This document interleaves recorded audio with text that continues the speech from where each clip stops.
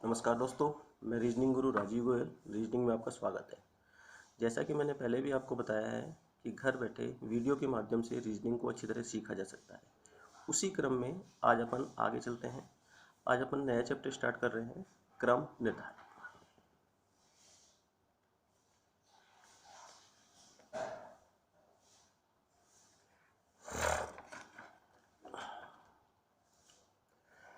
क्रम निर्धारण में सबसे पहले टाइप के सवाल आपको दिए हुए हैं। सवाल दिया हुआ है कि छात्रों की एक पंक्ति में मधु बाएं से 15वें स्थान पर तथा दाएं से 11वें स्थान पर है, तो बताओ पंक्ति में छात्रों की कुल संख्या कितनी है। कोई भी एक व्यक्ति, जो कि अपन को यहाँ पे मधु दी हुई है, कोई भी एक व्यक्ति जिसका दोनों तरफ से स्थान दिया जाए, बाएं से 15वां दिया हुआ है और दाएं से अपन को 11वां दिया हुआ है। कोई एक व्यक्ति जिसका बाएं से स्थान 15वां दिया हुआ है और दाएं से उसका स्थान 11वां दिया हुआ है, तो कोई भी एक व्यक्ति जिसका दोनों तरफ से स्थान दिया हुआ हो और छात्रों की कुल संख्या पूछी जाए, तो उन दोनों का योग -1 अपने पास छात्रों की कुल संख्या आ जाएगी। तो यहाँ पे 15 और 11 कितना हो गया, 26 -1 बराबर 25 छात्रों की कुल संख्या। या इसे हम फार्मूले से भी कर सकते हैं कि कुल छात्रों की संख्या ज्ञात करने के लिए अपने पास फार्मूला होता है कि बाएं से स्थान प्लस दाएं से स्थान और -1।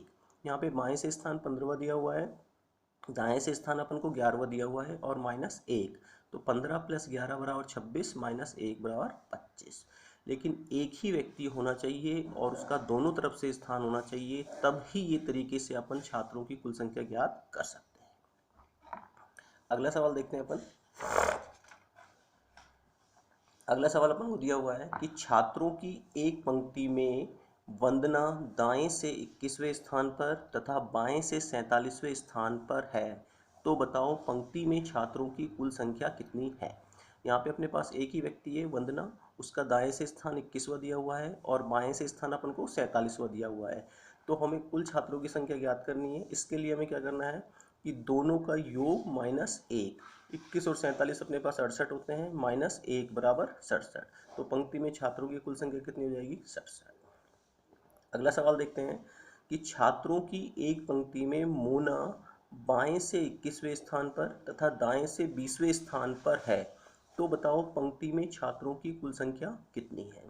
हमारे पास यहाँ पे एक व्यक्ति है मोना, जिसका बाएं से स्थान दिया हुआ है 21वां और जिसका दाएं से स्थान दिया हुआ है 20वां।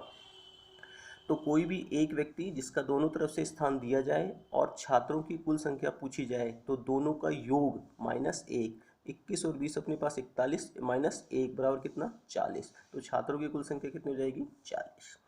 यहाँ पे ध्यान रखने वाली बात यही है कि कोई भी एक व्यक्ति है और उसका दोनों तरफ से स्थान दिया हुआ है और उस पंक्ति में छात्रों की कुल संख्या पूछी जाए, तो उन दोनों का योग और -1 अपने पास उस पंक्ति में छात्रों की कुल संख्या आ जाएगी।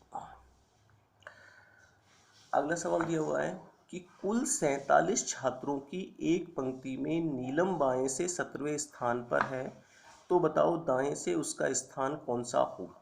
यहाँ पे हमें कुल छात्रों की संख्या दी हुई है और एक तरफ से स्थान दिया हुआ है और दूसरी तरफ से उसका स्थान ज्ञात करना है। व्यक्ति हमारे पास एक ही है, कुल छात्रों की संख्या दी हुई है, एक तरफ से उसका स्थान दिया हुआ है और दूसरी तरफ से उसका स्थान ज्ञात करना है। अगर ऐसा है तो कुल छात्रों की संख्या में से एक तरफ वाला स्थान घटा देंगे और उसके बाद उसमें एक जोड़ देंगे, तो उसका दूसरी तरफ से स्थान आ जाएगा। 47 - 17 अपने पास कितना, 30, और इसमें एक जोड़ दिया तो अपने पास कितना हो गया, 31। तो ये दूसरी तरफ से उसका स्थान आ जाएगा। या इसको अपन फार्मूले से भी कर सकते हैं। हमारे पास फार्मूला था कुल छात्र बराबर बाएं से स्थान प्लस दाएं से स्थान और -1। यहाँ पे कुल छात्रों की संख्या अपन को दी हुई है 47, लेफ्ट बाएं से स्थान दिया हुआ है 17वां, राइट दाएं से स्थान हमें ज्ञात करना है और -1। राइट का स्थान ज्ञात करना है तो 17 उधर ले जाएंगे तो माइनस हो जाएगा, -1 उधर ले जाएंगे तो प्लस हो जाएगा। तो यहाँ पे 47 और एक अपने पास 48, और 48 में से 17 गया तो अपने पास कितना बचा, 31। तो दूसरी तरफ से उसका स्थान कितना जाएगा, 31। आगे देखते हैं अपन अगला सवाल इसी तरह से कि हमें दिया हुआ है कुल 120 छात्रों की एक पंक्ति में राहुल दाएं से 48वें स्थान पर है, तो बताओ बाएं से उसका स्थान कौन सा होगा। एक ही व्यक्ति है, उसका एक तरफ से स्थान दिया हुआ है और कुल छात्रों की संख्या दी हुई है।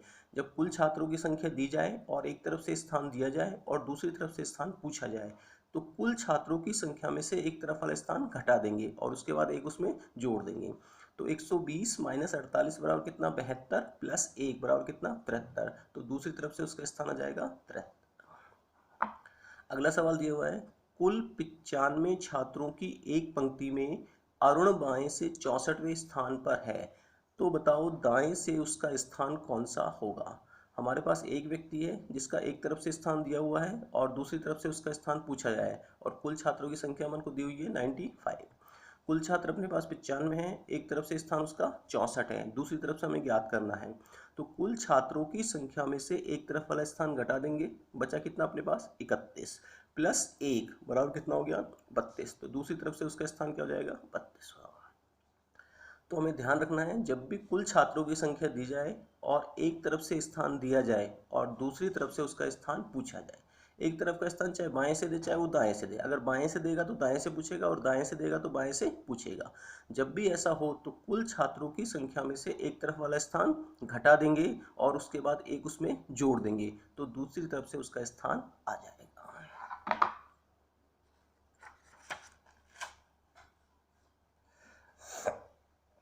अगला सवाल देखते हैं कि छात्रों की एक पंक्ति में रामू बाएं से 15वें स्थान पर तथा महेंद्र दाएं से 11वें स्थान पर है।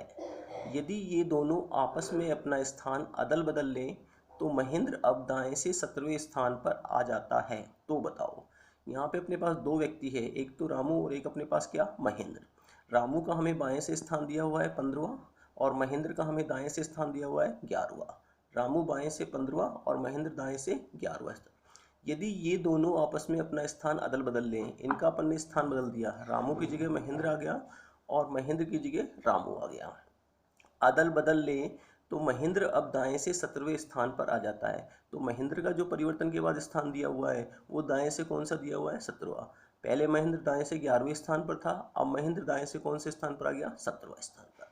सवाल ने क्या पूछा है कि पंक्ति में छात्रों की कुल संख्या कितनी है। जब भी ऐसा हो कि एक व्यक्ति का एक तरफ से स्थान दिया जाए, दूसरे व्यक्ति का दूसरे तरफ से स्थान दिया जाए और दोनों का आपस में स्थान अदला बदली की जाए और उसके बाद किसी एक का स्थान दिया जाए, लेकिन कहाँ से, जहाँ से पहले से दिया हुआ है उसी तरफ से उसका स्थान दिया जाए, तो ऊपर नीचे जब दोनों के स्थान नजर आए, जहाँ भी ऊपर नीचे दोनों के स्थान नजर आए तो उन दोनों का योग और -1 अपने पास कुल छात्रों की संख्या आ जाएगी। अगर यहाँ पे इन दोनों का स्थान दिया जाए तो इन दोनों का योग -1 अपने पास कुल छात्रों की संख्या आ जाएगी। अब यहाँ पे दिया हुआ है तो 15 प्लस 17, 15 प्लस 17 अपने पास कितना हो गया 32 माइनस 1 बराबर कितना 31। तो कुल छात्रों की संख्या अपने पास क्या हो जाएगी 31। दूसरा सवाल दिया हुआ है कि परिवर्तन के बाद रामू का बाएं से कौन सा स्थान होगा। अब हमें यहाँ पे देखना है कि ऐसा व्यक्ति जिसके दोनों स्थान दिए हुए हो, रामू का पीछा है तो महेंद्र के दोनों स्थान अपन को दिए हुए हैं। पहले महेंद्र 11वें स्थान पर था और परिवर्तन के बाद महेंद्र 17वें स्थान पर आ गया। अगर ये आगे जाता है तो दूसरा व्यक्ति भी आगे जाएगा, अगर ये व्यक्ति पीछे जाता है तो दूसरा व्यक्ति भी पीछे जाएगा। यहाँ पे महेंद्र 11 से 17वें स्थान पर गया है, यानी कि 6 स्थान आगे गया है। अगर ये 6 स्थान आगे गया है तो ये भी 6 स्थान आगे जाएगा, तो इसका स्थान हो जाएगा 15 प्लस 6 बराबर 21वां। कहाँ से, रामू का पहले कहाँ से दिया हुआ था, बाएं से स्थान, तो अब ये 21वां स्थान जो आएगा वो भी कहाँ से आएगा, बाएं से ही आएगा। तीसरा दिया हुआ है अपन को कि दोनों के बीच छात्रों की कुल संख्या कितनी है। ये जितना भी आगे जाएं या जितना भी पीछे जाए उस अंक में से अपन को एक कम करना है और वो दोनों के बीच छात्रों की संख्या आ जाएगी। जैसे ये 6 स्थान आगे गया था 11 से 17 पे, तो 6 स्थान अपन ने इसमें बढ़ा दिया था, तो बीच का अंक क्या हो गया अपने पास 6। जितने स्थान आगे जाते हैं या जितना स्थान पीछे जाते हैं उसमें से अपन को एक कम करना है, तो दोनों के बीच जो छात्रों की संख्या होगी क्या हो जाएगी 6 माइनस 1 बराबर कितना 5। तो दोनों के बीच छात्रों की संख्या हो जाएगी 5। ये जो दोनों के बीच छात्रों की संख्या 5 है, ये परिवर्तन से पहले भी यही रहेंगी और परिवर्तन के बाद भी यही रहेंगी।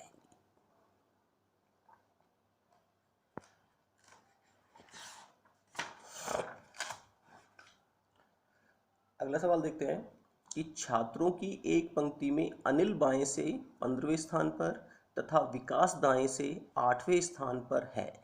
यदि ये दोनों आपस में अपना स्थान अदल बदल ले तो अनिल अब बाएं से 8वें स्थान पर आ जाता है। अनिल का बाएं से 15वां स्थान लिख दिया, विकास का दाएं से 8वां स्थान दे दिया, परिवर्तन कर दिया, अनिल की जगह विकास आ गया और विकास की जगह अनिल हो गया। परिवर्तन के बाद अनिल का बाएं से 8वां स्थान दिया हुआ है। ये अपन को सवाल दिया हुआ है। सबसे पहला सवाल पूछा है अपन से कि पंक्ति में छात्रों की कुल संख्या कितनी है। मैंने आपको बताया था कि ऊपर नीचे जहाँ पे भी दोनों के स्थान नजर आए उन दोनों का योग -1 अपने पास छात्रों की कुल संख्या। यहाँ पे 8 और यहाँ पे 8, 8 और कितना अपने पास 16 और -1 बराबर कितना 15। तो पंक्ति में छात्रों की कुल संख्या कितनी हो जाएगी अपने पास 15।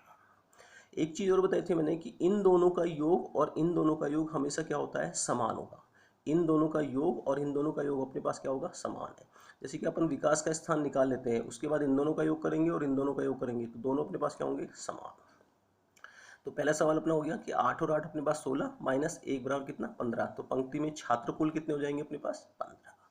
दूसरा सवाल है कि परिवर्तन के बाद विकास का दाएं से कौन सा स्थान होगा। विकास का दाएं से कौन सा स्थान होगा। विकास पहले दाएं से ही है तो अभी भी ये दाएं से ही स्थान आएगा। इसके लिए मैंने बताया था कि एक व्यक्ति जिसके दोनों स्थान दिए हुए हैं वो आगे जाता है तो ये भी आगे जाएगा, अगर वो पीछे जाता है तो ये भी अपने पास पीछे जाएगा। अनिल पहले 15 पे था, अब 8 पे आ गया तो कितना स्थान, 7 स्थान पीछे हो गया। अगर ये 7 स्थान पीछे गया है तो ये भी 7 स्थान पीछे, तो 8 में से 7 गया तो कितना बचा 1। तो विकास का अब दाएं से कौन सा स्थान हो जाएगा, पहला स्थान हो जाएगा।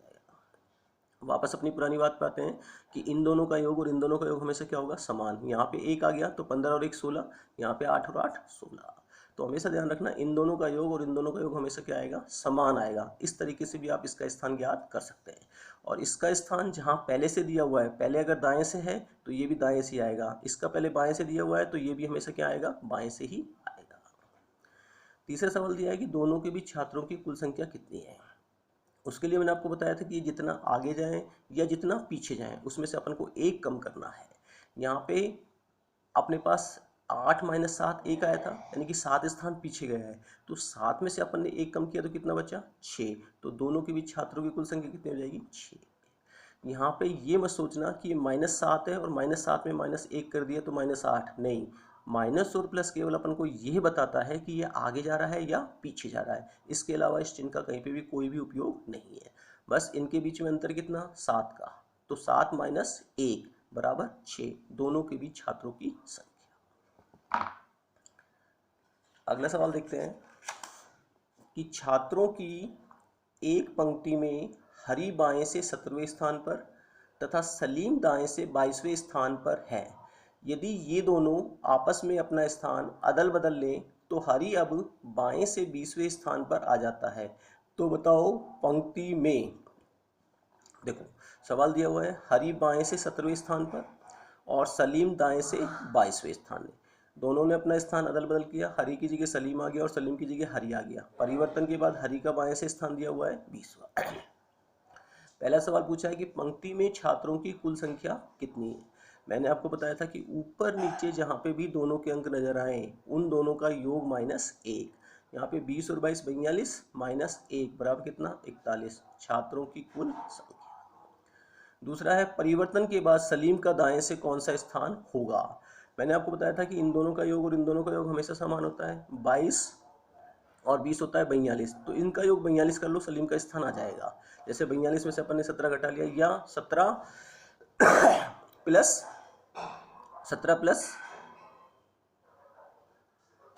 25 बराबर कितना हो जाएगा अपने पास 42 हो जाएगा। तो यहाँ पे सलीम का स्थान आ जाएगा 25वां, कहाँ से, दाएं से।